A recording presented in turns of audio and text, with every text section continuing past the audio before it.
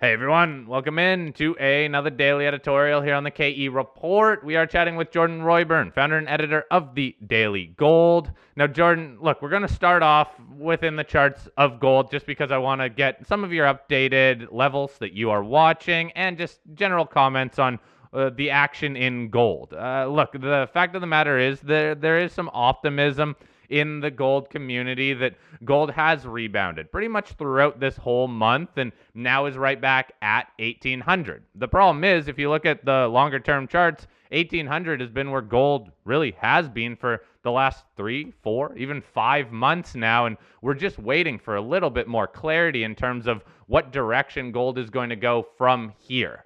Jordan, start us off with what's catching your eye with any of the gold charts. What do you think is most important to be watching here? Well, in the very short term, we have the monthly close coming up in 2 days on Friday, so that's significant. I think the monthly resistance looks to be 1820, 1825, and that is interesting because that dates back to 2011. That was actually, if you're looking at a monthly candle chart, that was the monthly all-time closing high in 2011. So that's a significant level, and it's been significant, I think, the last 4 months or so. And if so, that's kind of the long-term look is if we can get a monthly close above 1820, 1825, then there's decent odds that gold could rally up and test 1900. So those are on the monthly chart, those are the real resistance levels, about 1820, 1900. Then if you're looking at a daily chart, it's really around 1830, 1835. That's the most significant level. I see a lot of people trying to draw a triangle, and gold is not in a triangle consolidation. That's a whole nother topic. But I just see people kind of forcing these lines into a triangle, and gold is not in a triangle. Again, the real key level, just in the short term, again, is 1830 to 1835. So I'll be watching that, that close in the next couple of days, and then of course the close next month. I mean, one other point, we're getting close to the end of the year. If gold can hold above 1675 into next year, that would increase the odds that it's not going to test 1675 again. So that's something I'm looking for. But and gold is not that far from those resistance levels. Oh, and by the way, I think you have the 200-day around 1795, and then the 400-day is around 1850. So there's a lot of resistance in this region where we could see gold maybe punch above it and test 1835. And I mean, if it could punch above it, maybe it could break above 1835. But at the same time, if it kind of fizzles out here, it could roll over. I don't have that strong of an opinion either way. I mean, if you look at gold against foreign currencies, there isn't a strong positive divergence there. Same thing with gold against the stock market. It hasn't really done anything there. So I'm not sure where the buying is going to come in, the new buying to push gold higher, but maybe, where bonds have been extremely oversold, they tend to correlate with gold sometimes. So maybe more of a rebound in bonds could get gold up a little bit more than I think. Maybe a dollar declining some more could get gold up to those levels. But that's my view on gold. It's kind of muted either way right now, and waiting for breaking above those levels or kind of rolling over again. Well, Jordan, thanks for sharing those levels with us. We'll keep eyes on those different moving averages, the 200-day and the 400-day, and some of the other key levels that you noted. The good news is one of your favorite topics is coming up. We've got the Fed meeting coming up in November, early in the month, and so maybe that will be a catalyst. But I thought it'd be nice to let you have a chance to unpack your longer-term view, Jordan, just because a lot of people hear these short-term targets, and you're right to look at the resistance level, and until gold can get above those, there's really nothing to say until it can prove that it's in an uptrend. But longer term, you still remain bullish, correct? So maybe just walk us through the difference between your short-term outlook when you're giving us these targets and kind of the longer-term macro picture that you're looking at. Well, the first thing I'll say is I do think that we're going to have a better year next year, and the reason for that is if you look at when the Fed has started to hike rates, and this has happened 8 times in the last 50 years, 6 times you've had a really good move in gold, and the other 2 times they don't. There's not a good relationship between what happened then and what's happening now in the gold market. The other 2 times gold basically rallied into those hikes. I mean, it is possible we could rally into the hike, but I don't see that happening. So if you look at the last 4 times, gold had the average rebound was about 26%. So even if gold were to, like, let's say it decline going into, let's say the hike was early to mid next year and gold declined into that. I mean, even if you're looking at 26% or, even 20% or whatever from 60, let's just use 1600 for example. I mean, that can potentially get gold to a 25% move from 16 that gets you to 2000. So depending on depending on what happens over the coming months, and if the Fed is to start rate hikes in that scenario, you're probably going to see some kind of a gold rally, especially if gold is weak into the hike. And so looking at these numbers, like, I feel if that's the path we're going on, I feel very good about gold rallying to minimum 1900 to 2000, maybe about 12 months from now, give or take a few. So that's one way to look at it. And I mean, it's possible on the rate hike that gold could rally and retest the high potentially.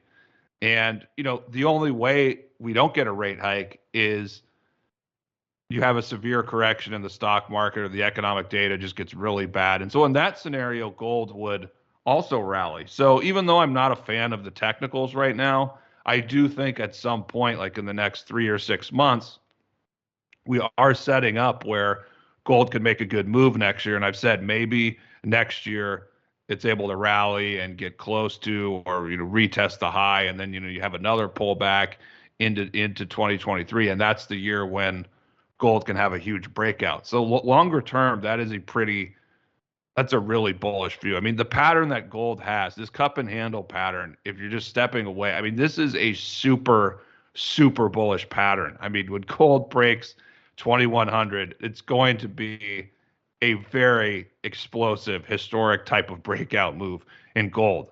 It's just, looking at, and since last year, another thing I've been looking at is the volatility in the market. I mean, gold had a huge move. It gained 75% in 2 years. Every time it's done that historically, it's always had some kind of significant correction. So, I mean, that's important to consider. And I've talked to you guys about this. I've said, it's the handle. This is probably going to take 18 months. I don't see it only taking 12 months. We're 14 or 15 months into it now. So nothing has happened to really dissuade my super optimistic long-term view. The other thing I'd point out is the macro situation. Just right now, it's not quite where it needs to be for gold. And so the problem is, in the last year, we've seen more optimism about the economic recovery, and that's coming with higher inflation expectations. But, coming out of a recession, that's looked at as more of a good thing than a bad thing. And so that's been the issue for gold. And, we see the other markets performing really well, stock market making new highs. So those things are not, gold doesn't make a rip roaring breakout in that type of environment. However, if we see inflation persist, that's going to start to cause some, economic problems, and then there's a potential for stagflation, and so that's something that could start to come about. I don't know if it's next year or the year after, but those things are also going to set up gold. I mean, that macro picture is going to align with gold making a super bullish breakout in the coming years, and at the same time, we're looking at the stock market, the secular bull market since 2009. I don't know how much longer that's going to run. I mean, considering you look at all these valuations, you look at the percentage of just in the U.S. Households, their portfolios, and basically what percentage of their portfolio is stocks, and that's off the charts. I think it's at an all-time high, and that's the best correlation, the best stat to long-term equity returns. So when you look at all these things, it's setting up for an explosive breakout move in gold. I'm just the person who's been saying over the last year, like, it's going to take some time. It's not going to happen in 2021.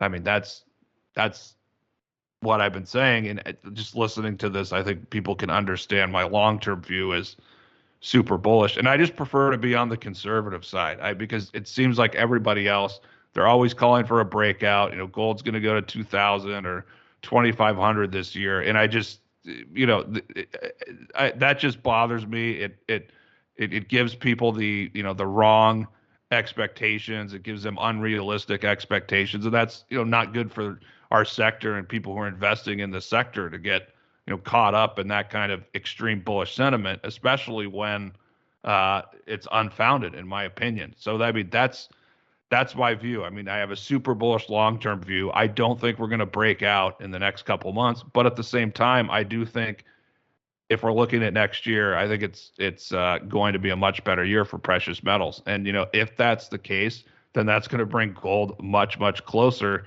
to having that breakout from that massively bullish cup and handle pattern.